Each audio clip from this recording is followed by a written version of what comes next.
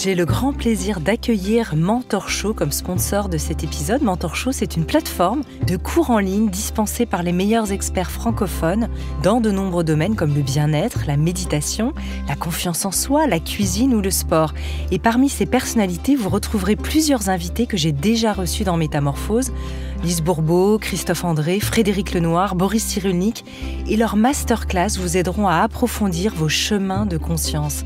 Ce que j'aime chez Mentor Show, c'est la très grande qualité de leur masterclass et que chaque leçon est pensée pour que même les personnes qui n'ont pas toujours le temps de se former puissent les suivre en 10 minutes par jour et bénéficier du soutien d'une communauté bienveillante pour échanger. Je suis intimement convaincue que la connaissance peut changer le monde et avec Mentor Show, vous pouvez apprendre de façon ludique et progresser pour transformer votre vie avec l'aide des meilleurs mentors. Alors les amis, c'est le moment de vous lancer avec une remise exclusive de moins 20% sur le pass illimité grâce au code Métamorphose 20 en chiffres. Alors pour en profiter, rendez-vous sur le site Mentor Show. Alors je vous épelle Mentor M-E-N-T-O-R Show S-H-O-W.com ou cliquez simplement sur le lien qui est situé en commentaire épinglé sous ce podcast.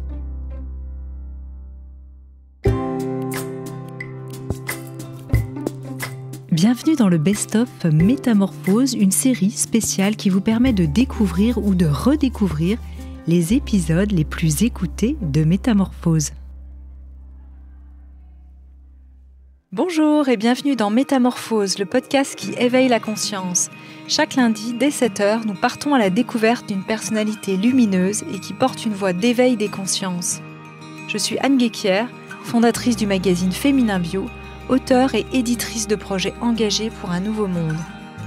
Dans ce podcast, j'explorerai les thèmes qui m'enchantent et me font cheminer depuis plus de 20 ans autour d'une vision holistique de l'harmonie du cœur, du corps et de l'esprit, en espérant que ces thèmes sauront vous inspirer vous aussi. Retrouvez toute l'actu de Métamorphose sur fémininbio.com et des surprises à gagner sur mon Instagram Métamorphose Podcast. Ce podcast a été réalisé grâce au soutien de l'entreprise familiale Léa Nature, Engagée de Nature, un fabricant français de produits bio et naturels depuis 26 ans. Partenaire officiel de la saison 1 de Métamorphose, merci infiniment à eux. Mon invité du jour est médecin et a fondé l'ISL, l'Institut de santé intégrative, et a participé à un groupe de recherche sur ce sujet à l'OTAN. Fidèle à ses racines indiennes, elle est aussi formée à l'Ayurveda, au yoga, à la méditation et des tas de choses passionnantes aussi comme l'hypnose. Et elle fait des ponts entre la médecine moderne et les sagesses anciennes. C'est un peu notre Deepak Chopra française, où elle s'est formée d'ailleurs. Elle est l'auteure aux éditions du Courrier du Livre d'un très bel ouvrage, Ma détox colorée, pour aller à la rencontre de nos couleurs intérieures et retrouver l'équilibre. Ce livre est un voyage sensoriel en 7 étapes, avec de la créativité, de l'essentiel, du jeu et un retour à soi. Aujourd'hui, nous allons ouvrir nos chakras de la détox, si je puis dire, avec la doctoresse Nathalie Guita-Babourage, que j'ai la joie d'accueillir dans Métamorphose. Bonjour Nathalie. Bonjour Anne, merci de m'accueillir. Avec grand plaisir, merci d'être là. Et tu es aussi connue sur les réseaux sociaux sous le nom de Doc La Luna. C'est ça, oui. Pourquoi ? Dans tout mon parcours autour de la santé et de la santé intégrative, comme tu l'as décrit, ces dernières années, j'ai réalisé que j'avais quelque chose avec la santé de la femme, déjà moi à titre personnel, et le nombre de femmes que j'accompagne, on s'est rendu compte que notre physiologie de femme n'était pas complètement abordée en médecine classique, et même parfois dans d'autres approches alternatives et complémentaires. Et cette fascination pour la Lune, je l'ai depuis toute petite. Je voulais devenir astronaute jusqu'à l'âge de 15 ans. Ah oui. Et j'ai réalisé quand j'ai commencé à explorer moi mes énergies de femme, à travers mes cycles, que j'avais une connexion à la Lune différente que celle que j'avais avant avec le simple attrait de l'astre. Il y avait toute sa symbolique, sa dimension qui nous invite à l'introspection, qui m'a beaucoup parlé. Et donc, comme je voulais trouver un petit jeu de mots, je trouvais que Doc La Luna, c'était pas mal. Ça mettait en lumière mon parcours de médecin, mais mon côté un peu poétique, un peu sur la Lune. Oui. Parfait. Alors, tu as travaillé, j'en parlais tout à l'heure, autour des neurosciences et des sagesses ancestrales. Mm-hmm. Et tu fais des ponts entre les deux. Alors, est-ce qu'elles font bon ménage, en fait ? Comment tu réconcilies les deux, si elles ont besoin d'être réconciliées ? Elles ne sont pas opposées. Non, au contraire, elles sont complémentaires, mais j'ai réalisé au fil du temps, et notamment grâce à ce que je propose à travers l'Institut de santé intégrative, que c'était aussi une invitation à aller explorer nos propres parties opposées. Exactement comme la technologie, on peut avoir l'impression qu'elle peut s'opposer aux sagesses anciennes. On peut aussi y trouver des points communs, mais ça réveille aussi à l'intérieur de nous parfois des conflits. Et ça peut être intéressant d'aller voir ces conflits, comment ils résonnent en nous, dans notre physiologie. Oui. Et pour moi, du coup, c'est devenu vraiment une vision intégrative. Ça va au-delà de la médecine intégrative qui combine plusieurs approches avec la médecine occidentale au centre. Cette vision intégrative, je me rends compte que dans le monde dans lequel on évolue aujourd'hui, où tout va très vite, où tout est de plus en plus technologisé, Oui. le retour à l'humain et à toutes nos ressources d'être humain est indispensable si on a envie de trouver un équilibre juste pour nous et la planète. Donc cette vision intégrative, c'est vraiment ce qui me porte aujourd'hui. Et comment tu as été attirée, en fait, naturellement par ça ? Je pense que mon parcours, le fait d'être née en France et d'être retournée en Inde à l'âge de 10 ans, en tant que préadolescente et d'avoir fait ma crise d'adolescence là-bas, oui. Je pense que ça m'a beaucoup aidée parce que l'Inde, c'est vraiment le pays des paradoxes. Oui. On peut vraiment voir la Silicon Valley indienne, par exemple, Bangalore, où la tech est vraiment à son maximum. Mais en même temps, la spiritualité est très présente. Ça respire la spiritualité dans les rues de l'Inde, et que tu sois d'une classe vraiment très très basse ou alors des gens très fortunés. Et peut-être ces paradoxes qui vont bien ensemble. Je ne sais pas si c'est au niveau neurologique ou au niveau cognitif, le fait d'avoir été habituée depuis toute petite à être dans ces paradoxes et à essayer de trouver un équilibre et à s'apaiser avec ces paradoxes, c'est peut-être ça qui m'a donné envie de connecter les opposés entre eux plus tard dans notre monde occidental en France. Et c'est ce que tu as fait aussi dans ton livre, puisqu'en fait tu associes quelque part la médecine ayurvédique à des pratiques plus occidentales. Tu mixes aussi les deux. Tout à fait. J'avais vraiment envie de transmettre, de faire vivre un voyage sensoriel aux personnes qui allaient lire le livre. Parce que je suis passionnée de voyage et je trouve que ça me nourrit énormément et que ça nous permet aussi de grandir par rapport à cette vision intégrative. Et je m'étais dit comment pouvoir transmettre comment réveiller ce cerveau explorateur qui sort de l'analytique pure, puisque je propose vraiment d'être dans l'expérience, dans le sensoriel, pour retrouver cette fameuse boussole intérieure, c'est-à-dire cette partie de nous qui sait exactement ce qui est bon pour nous. Oui, c'est ça. Et quand on parle détox, on parle évidemment alimentation. On a le sentiment qu'on a perdu en fait ces sensations pour avoir des repères intérieurs en fait pour se nourrir. On ne sait plus si nos désirs sont finalement des compulsions ou de véritables désirs profonds. Et toi, tu appelles ça aussi dans ton livre la responsibility en anglais, en fait, la responsabilité qui est la boussole intérieure. Ça m'a beaucoup intéressée, interloquée. Est-ce que tu pourrais un peu nous en parler ? Oui, alors ce jeu de mots, enfin cette comparaison avec le mot en anglais, ça m'a beaucoup travaillé intérieurement en tant qu'étudiante en médecine, parce que pendant toutes nos études, on nous rabâchait, c'est la responsabilité du médecin. Et je le vivais vraiment comme un poids. D'ailleurs, quand j'en discutais avec mes collègues, c'était attention, on va faire tel ou tel examen médical pour éviter d'avoir des problèmes, pas pour prendre soin de la personne finalement. Donc il y avait quelque chose de très paradoxal en ça, et dès que j'entendais le mot responsabilité, ça me mettais en mode survie, en mode stress. Et je crois que c'est beaucoup plus tard, quand je me suis formée chez Deepak Chopra, justement, comme les cours étaient en anglais, je me rappelle qu'il avait justement donné cette version de la responsabilité, responsibility, ma capacité à répondre à. Et pour moi, ça change complètement tout. T'es plus dans une lourdeur, une charge mentale. T'es plutôt dans la capacité à agir, et tu vois, on passe de la victime à l'acteur, en fait. C'est ça, je subis à ce qu'ils appellent empowerment. Je suis dans ma souveraineté, dans ma puissance. Exactement. En fait. Et moi, ça m'a tout de suite... j'ai senti le shift d'énergie, et je me suis dit, mais c'est ça que j'ai envie d'aussi transmettre aux gens, qu'on a tous, toutes en nous, les clés pour avancer de manière sereine dans notre vie.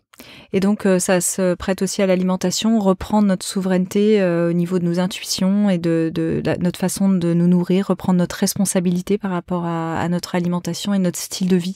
Exactement. Ça, c'est important. Alors, tu as conçu un programme détox sur la base de l'Ayurveda. Et la base de l'Ayurveda, c'est le feu digestif. Alors, qu'est-ce que c'est Tu peux nous dire, Nathalie, s'il te plaît? Oui, j'aime beaucoup les métaphores en Ayurveda d'ailleurs. C'est peut-être grâce à l'Ayurveda que j'ai petit à petit osé exprimer mon côté un peu poète.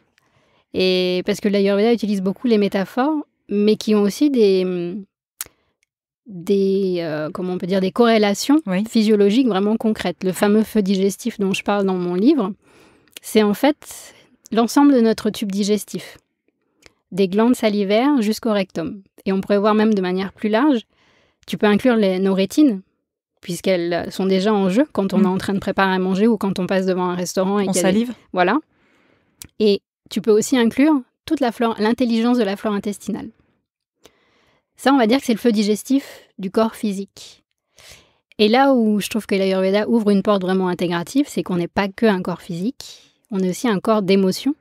Donc on a aussi un feu digestif émotionnel qui digère toutes nos émotions et qui les transforme. Et on a aussi un corps mental, avec des pensées, qu'on digère aussi au quotidien en fonction de comment on porte conscience dessus ou pas. Oui. C'est intéressant parce que j'ai fait un podcast avec quelqu'un qui s'appelle Joachim Robert-Froid, qui est ostéopathe, et qui, lui, fait tout à fait ses correspondances au niveau de l'homéostasie de la psyché émotionnelle et corporelle. Donc, c'est la même chose. Et c'est ça qui est passionnant dans la vision intégrative, c'est qu'on se rend compte que beaucoup d'approches holistiques ou de sagesse ancienne arrivent toujours aux mêmes conclusions, finalement. Même si ce n'est pas forcément les mêmes outils, les conclusions sont les mêmes. Donc, pour moi, c'est quelque chose d'essentiel en termes de preuves, on va dire. Oui, de confirmation. Et c'est rassurant aussi, finalement. Bien sûr. Ouais. Alors, en Ayurveda, est-ce que tu peux nous parler aussi d'Ama, qui est la fatigue chronique, et Ojas, je ne sais pas si je prononce bien, qui est l'énergie fluide. Alors, comment elles s'alchimisent ensemble, ces deux, ou pas? Alors, justement, ce fameux feu digestif, le rôle de cet élément majeur pour tout le monde, c'est qu'il est capable de transformer. C'est vraiment ça, son karma, on va dire, sa destinée. Quand on apprend à écouter notre corps et à nous nourrir de manière équilibrée, et quand je dis nous nourrir, c'est pas que ce qu'il y a dans l'assiette, on nourrit aussi nos 5 sens en permanence. Donc quand on est à l'écoute de ce feu, il est puissant. Tu peux vraiment imaginer un beau feu que tu fais une nuit d'été en plein air. Plus tu vas lui mettre des belles branches de bois, plus il va continuer à brûler et tout transformer. Ce qui se passe, c'est avec notre mode de vie, notre société qui nous pousse à aller toujours très vite et à nous couper finalement de nos besoins, on va fatiguer ce feu digestif qui petit à petit au début, il peut compenser. Surtout, je parle pour les femmes, mais surtout nous les femmes qui fonçons, on assure à 200% dans plein de domaines, que ce soit professionnel, personnel, familial. Donc on est capable de mobiliser un maximum de feu. Mais avec le temps, le corps va avoir du mal à revenir dans sa zone d'homéostasie, comme tu disais tout à l'heure. Et au bout d'un moment, le feu va s'éteindre. Ce qui fait que derrière, même si tu vas apporter des aides à travers des plantes ou à travers n'importe quel médicaments moyen, ou autre, le corps va plus être capable de digérer et d'assimiler ce que tu lui donnes. Du coup, tu auras beau lui donner plein de choses à la personne, ça va pas lui suffire pour pouvoir récupérer.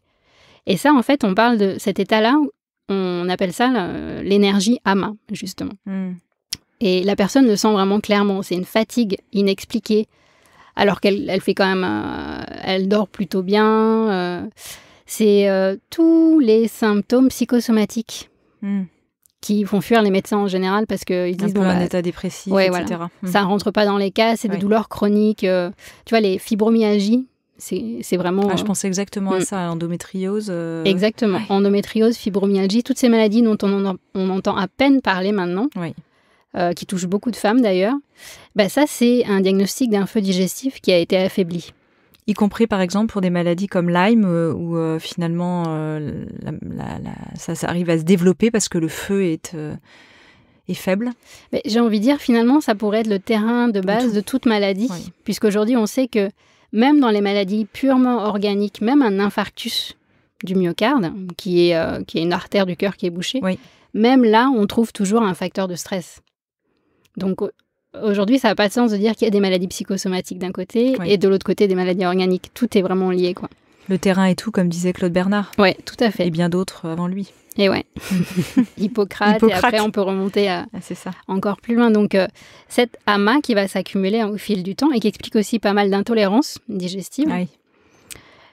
L'idée, ça va être déjà d'en prendre conscience et d'expliquer les faits à la personne pour qu'elle comprenne que tout ça c'est lié. C'est une étape essentielle en fait de conscientiser. Et la deuxième étape, ça va être de trouver des moyens pour pouvoir relancer ce feu digestif. Et en fait, si on arrive à vraiment lui redonner une nouvelle vie, cet amas va pouvoir être éliminé et la personne va de nouveau produire l'énergie qui nourrit vraiment les canaux subtils qui s'appelle Ojas. D'accord. Et ça, est-ce que ta détox colorée permet de faire ça ou il faut quand même avoir un bilan par ailleurs d'un médecin ou en fait on peut déjà se lancer dans une détox si on se sent un peu fatigué, allez hop, on se dit ça va de toute façon me faire du bien. Moi, la manière dont j'ai écrit le livre, c'est que ce soit vraiment accessible au plus grand nombre, quelles que soient les conditions. Donc, moi, j'ai envie de dire, si vous sentez qu'il y a un truc qui parle pour vous de l'ordre de amas, essayez la détox.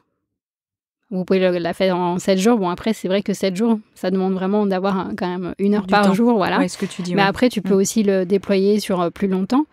Et rien n'empêche d'aller consulter quand même s'il y a besoin un thérapeute ou un médecin en plus. Alors, ta détox propose d'ouvrir 7 portes énergétiques que tu as baptisées la détox colorée. Pourquoi associer un chakra, une couleur, une énergie, une ressource? Tu parlais de correspondance tout à l'heure, c'est pas le mot que tu as utilisé de... Connexion? Oui, non, c'était pas le mot corrélation. Corrélation, voilà, c'est ça. Et donc là, justement, tu as fait beaucoup de corrélations et ça donne... Bon, le livre est très joli, bien illustré et on voit bien, tu associes une couleur, un chakra. Tu vas nous expliquer tout ça. Alors, dans cette idée, dans l'intention du livre, en fait, j'avais fait... 2 ans avant d'écrire le livre, j'avais proposé à des amis de faire une détox ensemble, en ligne, où je postais tous les jours sur Facebook des recettes, une posture de yoga, et j'avais vraiment adoré. J'ai initié ça pendant 1 semaine. Oui. Et la saison d'après, d'autres amis m'ont dit « Tiens, nous, on serait intéressés, pourquoi tu construis pas vraiment un programme en ligne sur 7 jours ?» Et donc, je l'avais lancé, il y avait une 50aine de participantes, et j'avais vraiment apprécié les retours des personnes. Et je m'étais dit, tiens, pourquoi pas le formaliser un peu plus en livre. Oui. Et c'est vrai qu'il y a une part de moi qui est très artistique, vraiment dans l'esthétique. J'ai fait beaucoup de danse indienne quand j'étais plus jeune, et puis j'ai continué après. C'est ce qui m'a permis de tenir dans un univers très scientifique. Et j'avais besoin de mettre de la couleur. Et d'ailleurs, moi, dans mon histoire personnelle, la cuisine, j'ai commencé à cuisiner à l'âge de 28 ans. Oui, ce que tu dis dans ton livre, qu'en fait, ta maman cuisinait très bien. Ouais. Et du coup, toi, tu t'autorisais pas vraiment à cuisiner. Voilà, je me disais, ça sert à rien d'essayer d'égaler le chef. Il y a aucun... Personne ne peut. Voilà. Et puis, deuxièmement, moi, avec les croyances que je m'étais forgées ado, la cuisine, c'est pour la femme au foyer. Comme je voulais surtout pas finir femme au foyer, j'ai évité pendant longtemps. Et à 28 ans, quand je me suis retrouvée toute seule dans mon petit studio jeune interne, je me suis dit, bon, si je m'amusais dans la cuisine, si je m'amusais à mettre des couleurs, à tester un peu ce que je voyais, un peu que ma mère faisait quand elle improvisait, un mélange de plats indiens, français. Tu vivais où à ce moment-là? J'étais à Montpellier. Oui. Et je me suis tellement régalée de l'expérience, d'être dans cette énergie créatrice, que je m'étais dit, mon 2e livre, parce qu'en fait, j'ai déjà écrit un livre, on était 10 collaborateurs, c'était vraiment axé santé intégrative pour les professionnels de la santé. Et donc, on va dire que j'avais une plume très scientifique. Et je me rendais compte que ça me nourrissait plus. J'avais vraiment besoin de communiquer avec les gens, comme là, on est en face à face, et avec des mots simples, et puis de leur donner envie d'expérimenter. Et c'est comme ça que je me suis dit, tiens, on va partir des couleurs. Ça tombe bien, les chakras, ces fameux centres énergétiques qui font les ponts entre le corps physique, le corps physiologique, et les énergies, et le mental, et puis on peut ouvrir aussi au corps spirituel. Ça peut être le point de départ pour nous connecter à cette créativité. Et j'avais vraiment à cœur que les personnes ne se sentent pas perdues dans un langage trop énergétique ou spirituel.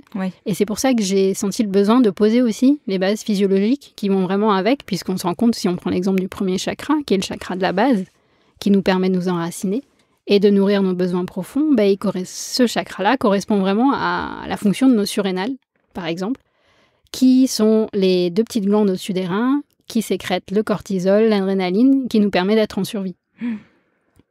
Et donc là, chaque porte est conçue comme ça. C'est ça. Et on rentre la porte avec un petit quiz énergétique pour voir où est-ce qu'on en est de ce chakra. Tu cites Deepak Chopra, justement, mettez les couleurs de l'arc-en-ciel dans votre assiette. Ce qui fait du bien à l'œil fait du bien à l'âme.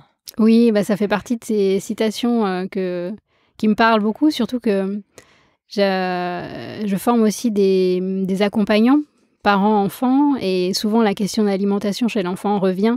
Comment on fait pour faire manger des légumes et des fruits aux enfants, alors que facilement ils vont vers tout ce qui est trop salé ou trop sucré. Oui. De leur dire, ok, mets tes doigts, choisis les couleurs que tu veux et essaye de faire les couleurs de l'arc-en-ciel dans ton assiette. Je peux te dire que les enfants voient les choses différemment. En fait, si on leur dit mange ça parce que c'est bon pour la santé, soit c'est un bon élève, il va dire bon, je vais faire plaisir à l'adulte, soit il est dans sa phase rebelle, il va dire non. Alors que si tu lui donnes l'opportunité d'être dans son explorateur, son exploratrice, ça va être vraiment un autre rapport à l'alimentation. C'est ça. Est-ce que tu peux nous détailler une autre porte ? L'association couleur, l'organe une qui te parle particulièrement ? Là, autour de nous, c'est une ambiance un peu jaune. Oui. Et puis quand je te regarde aussi, il y a une présence très liée à l'énergie du chakra du plexus solaire, du 3e chakra, donc le chakra jaune. C'est notre soleil intérieur. Et puis ça rejoint le feu digestif, puisque c'est la localisation du feu digestif. Ce chakra correspond physiologiquement à l'ensemble de nos organes digestifs situés à peu près juste en dessous de la cage thoracique. Donc on va dire l'estomac, le pancréas, le foie. D'accord. Et donc ce sont des organes vraiment transformateurs. C'est là où on sécrète énormément d'enzymes digestives. Et dès qu'on mange, du coup, ces organes-là sont stimulés et ils vont avoir pour rôle de transformer tous les aliments qu'on mange, donc tout ce qu'on prend du monde extérieur. Ils vont les transformer et ils vont assimiler tout ce qui est bon pour nous pour qu'on puisse créer notre monde intérieur. Quelle recette associée ou quel ingrédient phare pourrait être avec le plexus et le jaune ? Le curcuma. Forcément. Mais oui, où avais-je la tête ? Alors c'est marrant que tu me parles du plexus parce que pour la petite anecdote, je viens d'avoir une très grosse séance d'ostéopathie où on s'est focalisé sur le plexus. Donc tu lis bien les corps aussi dans ton intuition. À quoi ressemble l'équilibre d'une journée de détox colorée pour donner un petit peu l'eau à la bouche ? Alors contrairement à ce qu'on peut penser, ça demande pas des heures et des heures de préparation. C'est sûr que si on a la chance d'être dans la campagne, dans la nature, qu'on a la chance d'avoir un maraîcher ou un producteur qu'on connaît bien et qu'on va pouvoir aller voir pour acheter nos produits, c'est des facteurs favorisants, c'est sûr. Mais moi, la première fois que j'ai fait la détox, j'habitais en région parisienne et c'est jouable. Oui. L'idéal, c'est que les 2-3 premiers jours, on soit quand même soit en week-end, soit en mode tranquille, pour pouvoir après enchaîner même si on travaille. Et l'idée, c'est de commencer la journée par un temps de reconnexion à soi, à son corps, ce que j'appelle la météo intérieure. Oui. Tu peux le faire en sortant sur ton lit à travers une petite méditation. Tu peux le faire en commençant le quiz énergétique, qui est constitué de 5 affirmations et tu notes de 0 à 5 comment tu te sens au moment où tu fais le quiz. Et puis pour les plus motivés, tu peux faire une posture de yoga qui correspond à l'énergie du chakra qu'on va explorer ce jour-là. Que tu proposes, hein. Ouais. Et ensuite, comme je dis, cette couleur va nous guider toute la journée dans l'assiette, mais aussi dans la conscience de cette couleur. C'est-à-dire que déjà, tu vas essayer de trouver un accessoire ou un habit de la couleur. Tiens, je vais mettre une robe jaune ce soir, par exemple. Ben voilà. Et tu regardes déjà ce que ça te fait, comment ça modifie ta perception de toi, de ton énergie, de ta journée et des autres autour de toi aussi. Quel feedback ils te font. Oui. Et puis toute la journée, je propose à chaque fois que tu vois cette couleur-là, tu prends le temps de revenir à toi et de voir comment tu te sens. Et puis après, donc, tu prépares. Donc l'idée de la journée, en fait, pendant la détox, c'est de préparer un smoothie qui va être un repas complet que tu vas prendre, soit si tu as faim dès le matin, tu le prends dès le matin au réveil. Sinon, si tu es comme moi et que ton appétit commence que vers 10h, tu prends juste une infusion avec un peu de quelques gouttes de citron le matin. Et après, tu prends ton smoothie vers 10h. Tu passes ta journée et tu te fais un petit repas, une collation. C'est une recette qui est dans le livre. Oui. Que tu prends entre midi et 14h. Il n'y a pas trop d'ingrédients dans les recettes ? Non, à chaque fois, je propose des options. Oui. C'est vrai que j'aime bien utiliser certaines épices qu'on trouve plutôt dans les magasins indiens. Donc ça, je les mets en optionnel pour ceux qui ont le temps. Et puis, il m'arrive, comme j'organise des bulles un peu partout dans le monde, il y a des fois, il n'y a pas d'ingrédients indiens. On fait avec des produits locaux. Le mois dernier, j'étais en Guyane et on a fait avec le marché local. Et c'est super parce qu'en fait, l'idée, c'est ça. Moi, l'invitation, c'est en cuisine ayurvédique, c'est pas de manger indien.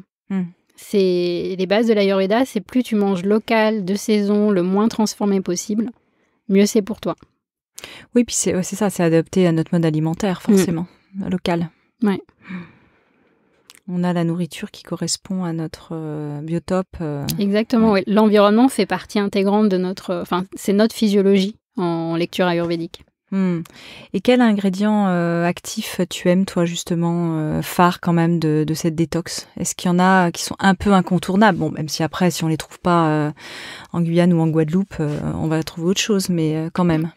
Moi, ce qui revient souvent, et la première remarque que font les gens qui expérimentent la détox avec moi, c'est ça, je vais le reprendre chez moi. En fait, c'est pas un ingrédient, c'est un principe qui s'appelle le vagar. Ce que je décris dans le livre, en fait, le vagar, c'est une manière de préparer ces aliments pendant un temps de détox, qui fait que tu vas utiliser, quand tu veux faire cuire, que ce soit des légumes, des céréales, des lentilles, tu fais revenir un peu de matière grasse. Soit tu connais un petit peu le ghee, qui est le beurre clarifié, tu peux utiliser ça. Sinon, tu utilises une huile de coco ou une huile que tu peux faire chauffer. Oui, et le beurre clarifié, on peut facilement le faire soi-même. Exactement, ouais. Il y a plein de tutos sur YouTube.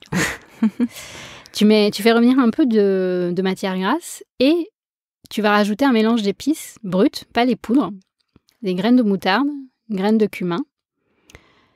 Déjà, là, en fait, tu vas préparer le vagar. Après, tu peux aller jusqu'à mettre un peu d'ail, d'oignon et de gingembre frais. Oui.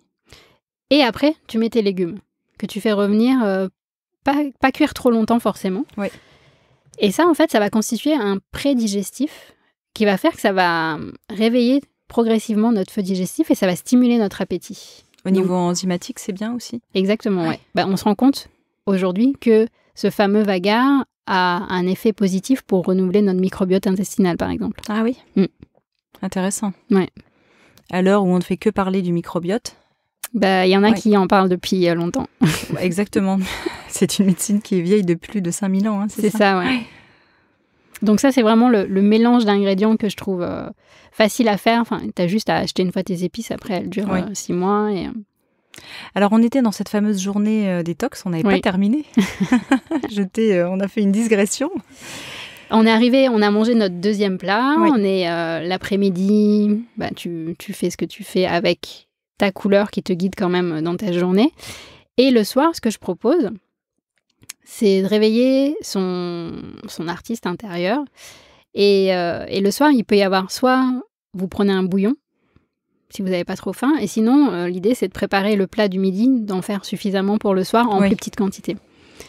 Et là, l'idée, c'est de faire vraiment une dégustation en conscience. Et je propose même des exercices qu'on retrouve dans des pratiques bouddhiques, où on se connecte à l'énergie de la compassion pour remercier la nature qui nous a offert ces aliments et tous les humains qui ont contribué à ce que ces aliments arrivent jusqu'à nous. Et dans cette dégustation en conscience, l'idée, c'est de vraiment être dans son cerveau sensoriel et d'observer ce qui se passe au niveau des 5 sens.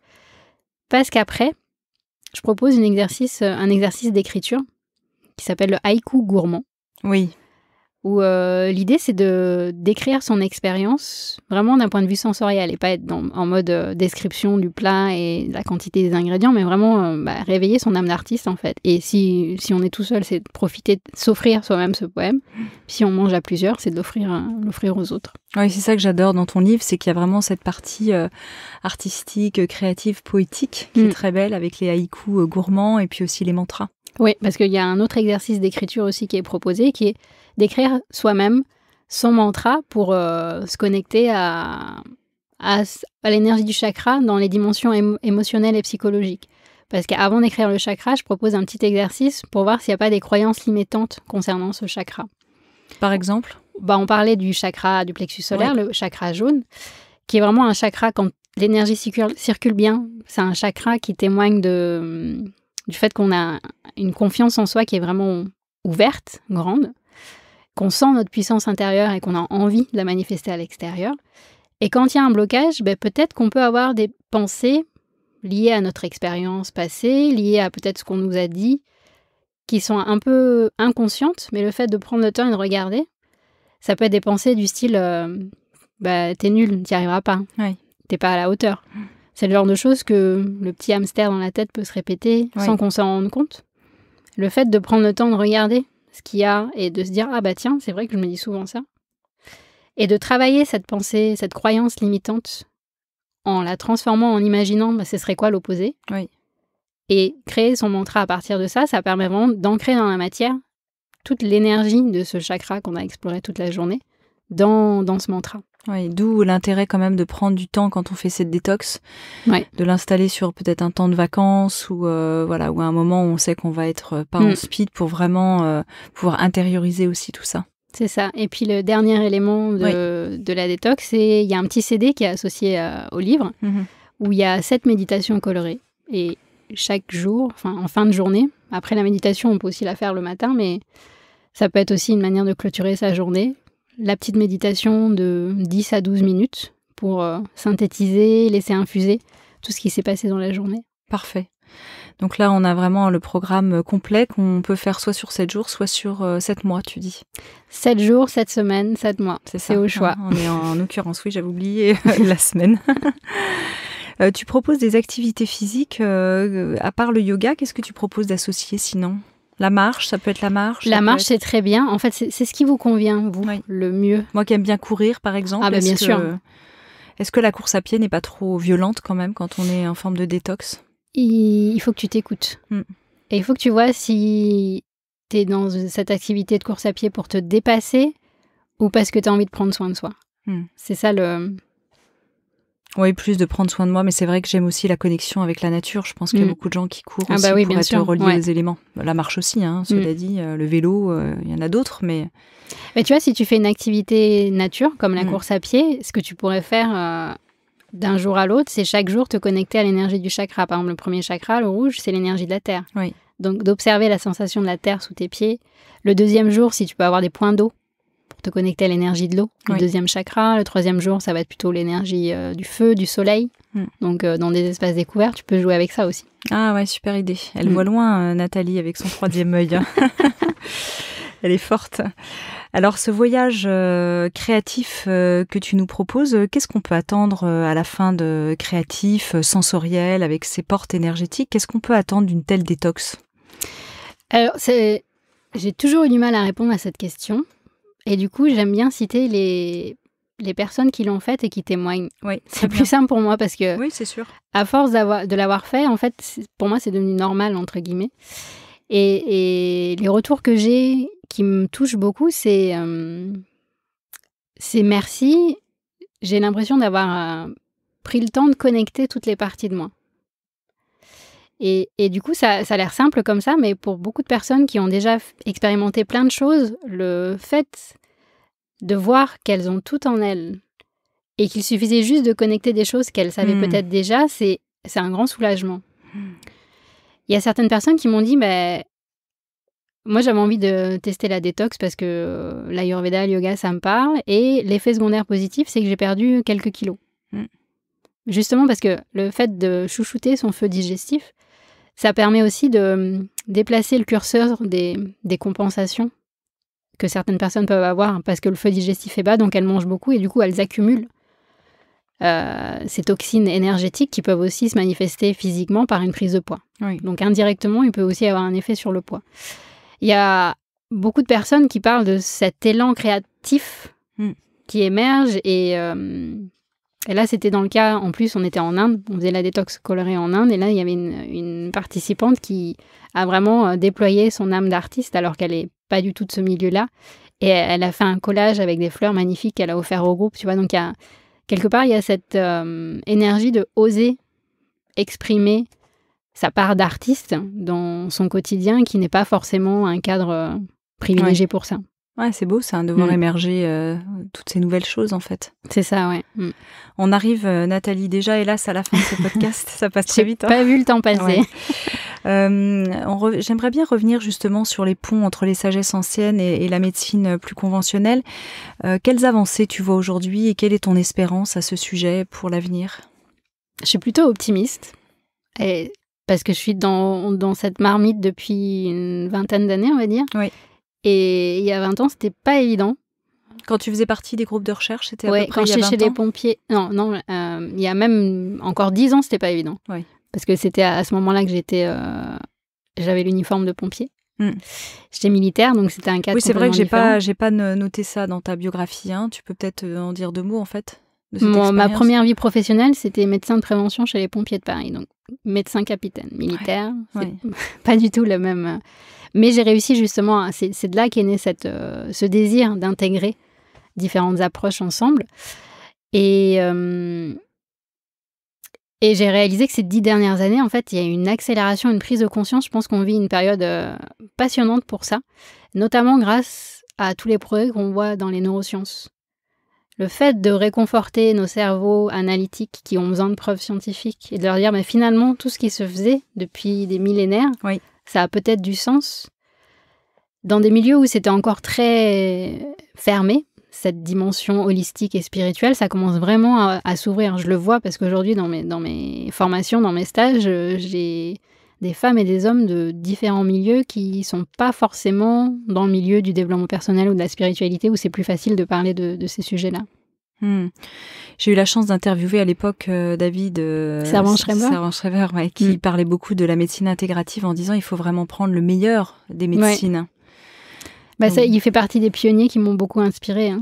J'avais eu la chance de le rencontrer aussi une fois.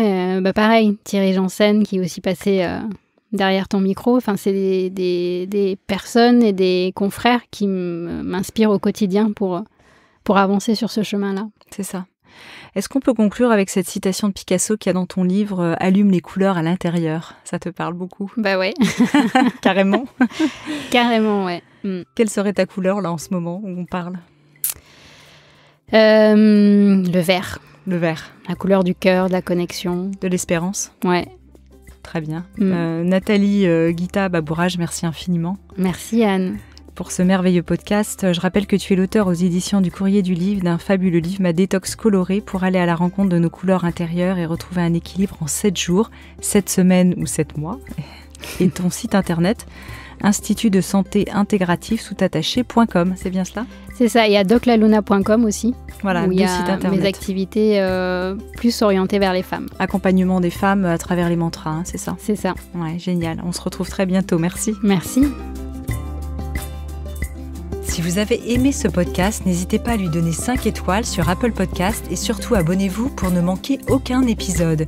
Découvrez mes invités en avant-première sur Instagram à l'adresse Métamorphose Podcast et abonnez-vous aussi gratuitement dès maintenant à la newsletter Métamorphose pour être au courant de nos conférences, ateliers et de nos dernières actualités. Pour ça, rendez-vous sur notre nouveau site www.métamorphosepodcast.com. Métamorphose, le podcast qui éveille la conscience. Par Anne Guéquière, tous les lundis et jeudis, dès 7h.